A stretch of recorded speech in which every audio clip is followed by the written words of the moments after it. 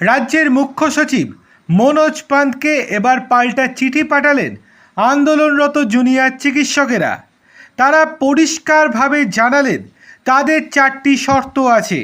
সেই শর্তগুলি যদি পূরণ হয় তাহলেই তারা বৈঠক করবেন, না হলে কোনো রকম বৈঠকে তারা আগ্রহী নয়। প্রথম যে শর্ত, 12 থেকে 15 জন নয়, সেখানে কমসে কম 30 থেকে 35 জন জুনিয়র ডাক্তারের প্রতিনিধিদেরকে উপস্থিত থাকার নির্দেশ দিতে হবে বা এখানে আবেদন রক্ষা করতে হবে। 2 নম্বর, মুখ্যমন্ত্রীকে সশরীরে সেখানে উপস্থিত থাকতে হবে। 3 নম্বর শর্ত, যে 5 দফা দাবি করা হয়েছে সেই 5 দফা দাবি পূরণ করতে হবে।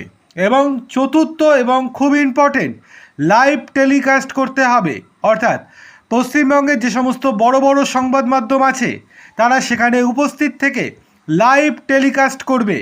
এই 4টি শর্ত এর কথা উল্লেখ করেছেন আন্দোলনরত জুনিয়র চিকিৎসকেরা। তারা মুখ্য সচিবকে চিঠিতে এই 4টি শর্তের কথাই উল্লেখ করেছেন। তবে বলা বাহুল্য যে আশা করা যাচ্ছে যে রাজ্য সরকার হয়তো এই শর্তগুলি মানতে রাজি নয়। যদি এই শর্তগুলি মানতে রাজি হতো তাহলে আগেই এই রকম চিঠি দিতেন না রাজ্যের মুখ্য সচিব মনোজ পান্ত, তাহলে তখনই তাদেরকে আসার জন্য অনুরোধ করত।